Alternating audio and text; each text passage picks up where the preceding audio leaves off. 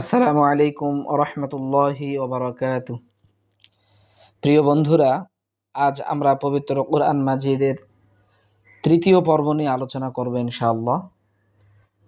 উল্লেখ্য যে দ্বিতীয় পর্বে আমরা আরবি হরফের মাথার এবং তামিজের হরফ সম্পর্কে আলোচনা করেছি। আজ তৃতীয় পর্বে আমরা মুরাক্কাব বা যুক্ত হরফের পরিচয় সম্পর্কে আলোচনা করব। শুরুতেই মুরাক্কাব বা যুক্ত হরফটি কি তার একটি সংজ্ঞা আমরা জেনে নিই। সেটি হচ্ছে ডানের হরফকে বামের হরফের সঙ্গে মিলাইয়া লেখাকে মুরাক্কাব বলে।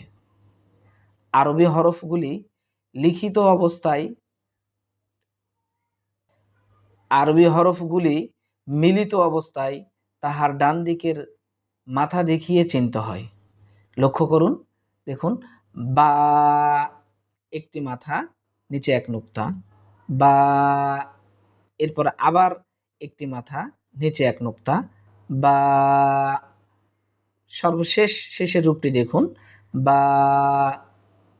তাহলে বা বা বা এরপর আসুন হা হা, শুরুতে রূপ আসবে হা, এরপরে হা মিডিলে, অর্থাৎ মধ্যের রূপ হচ্ছে এটি হা হা, শেষে হচ্ছে হা হা। এরপর আসুন সদ সদ, শুরুতে সদ সদ, মধ্যের হরফ সদ সদ, শেষের হরফ। এরপর আসুন কাফ কাফ কাফ, অর্থাৎ শুরুতে কাফ, মধ্যে কাফ, শেষে কাফ। একটু আমরা বোঝার চেষ্টা করি। এরপরে জিম জিম, মধ্যের জিম, দেখুন জিম জিম। এরপরে শেষের রূপটি দেখুন জিম জিম। এরপর আসুন মিম মিম, মধ্যের রূপ দেখুন মিম। এরপর আসুন মিম, অর্থাৎ মিম মিম মিম। এরপর আসুন শিন শিন শিন, এরপরে মধ্যের রূপ শিন শিন। এরপরে দেখুন শেষের রূপ শিন শিন। এরপর আসুন আইন আইন, মধ্যের রূপে আসুন আইন আইন। এরপরে শেষে আইন। প্রিয় বন্ধুরা, এবার দুই হরফ বিশিষ্ট মুরাক্কাব হরফ নিয়ে আমরা আলোচনা করব ইনশাআল্লাহ। দেখুন, লক্ষ্য করুন, দুইটি হরফ মিলিত হয়ে একটি মুরাক্কাব শব্দ গঠিত হয়েছে। দেখুন নুন, উপরে এক নুক্তা, নুন, এরপরে ফা। এখানে আমরা অনেকেই ভুল করে থাকি, দুইটাকে নুন বলে থাকি। অর্থাৎ আমরা লক্ষ্য করব, নুন যেটি, সেটির মাথা শুধুমাত্র মাথা থাকবে, আর ফা যেটি, এ ফায়ের মাথাটি হবে গোল, গোল হয়ে উপরে এক নুক্তা। অর্থাৎ প্রথমটি নুন, পরেরটি ফা।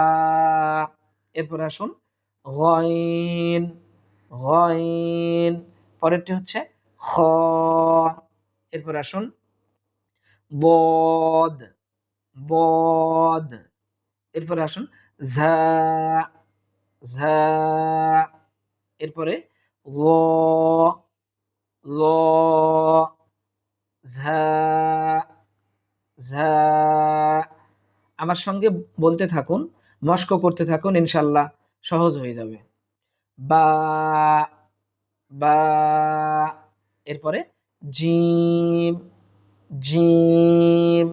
এরপর আসুন ইয়া ইয়া। এরপর আসুন ইয়া। এরপর তা তা, শুধুমাত্র মাথা নিব, দুইটি নোক্তা দিলেই তা। পরেরটি হচ্ছে কফ কফ, তাহলে তা এরপর আসুন সা, শিন। আমরা এখানে অনেকে ভুল করে থাকি, ৩টি নোক্তা দেখিয়ে মনে করি ২টি শিন অথবা ২টি সা, কিন্তু তা না। আমরা লক্ষ্য করব মাথায় একটি ৩টি নোক্তা, সেইটির নাম হচ্ছে সা, হালকা সা। আমার সাথে বলার চেষ্টা করুন, সা। এরপরে শিন, শিন, ৩টি মাথা ৩টি নোক্তা, এর নাম হচ্ছে শিন, শিন। প্রিয় বন্ধুরা, আমরা এখন ৩ বা তার অধিক হরফ বিশিষ্ট মোরাক্কাব শব্দ নিয়ে ইনশাআল্লাহ আলোচনা করব। লক্ষ্য করুন, খ, খ, হা, খ, জিম। এগুলো দেখতে বডি একই রকমের, কিন্তু আমরা নোক্তা দেখিয়ে এগুলো আমরা চেনার চেষ্টা করব। অর্থাৎ উপরে নোক্তা থাকিলে খ, খ। এরপরে দেখুন লাম, লাম। এরপরে কফ, কফ। এরপরে আসুন আইন, কফ, দাল। এরপরে আসুন হা, ক, বা। এরপর আসুন লাম, হা, কফ।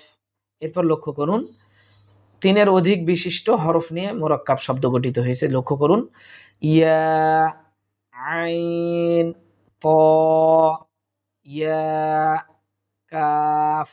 এরপর দেখুন নুন, আইন, মিম, তা, কাফ। এরপর লক্ষ্য করুন ফা, লাম, ইয়া, আইন, বা, দাল। এরপর লক্ষ্য করুন মিম, খ, লাম, সদ, ইয়া, নুন। এরপর লক্ষ্য করুন একাধিক শব্দ নিয়ে, একাধিক বর্ণ নিয়ে, একাধিক হরফ নিয়ে গঠিত শব্দ। দেখুন বা, নুন, ইয়া, তা, সা, ফা, কফ, সিন, শিন, সদ, বদ, ত, জ। লক্ষ্য করুন, আমার সঙ্গে মস্ক করার চেষ্টা করুন। জিম, হা, খ, আইন, গইন, লাম, কাফ, হা, মিম। প্রিয় বন্ধুরা, মুরাক্কাব অর্থাৎ যুক্ত বর্ণ যদি আমরা শিখতে পারি, তাহলে পবিত্র কোরআন মাজিদ শিখার আমরা অনেকটাই এগিয়ে যাব ইনশাআল্লাহ। আর পবিত্র কোরআন মাজিদের প্রত্যেকটি আয়াত কিন্তু এভাবেই একাধিক বর্ণ নিয়ে, একাধিক হরফ নিয়ে গঠিত থাকবে।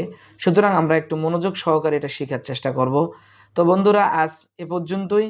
ইনশাআল্লাহ আগামী পর্বে আমরা হরফের উপর হরকত সম্পর্কে ইনশাআল্লাহ আলোচনা করব। সকলের সুস্বাস্থ্য কামনা করে আজকে এই পর্যন্তই শেষ করছি। আসসালামু আলাইকুম ওয়া রাহমাতুল্লাহি ওয়া বারাকাতুহু।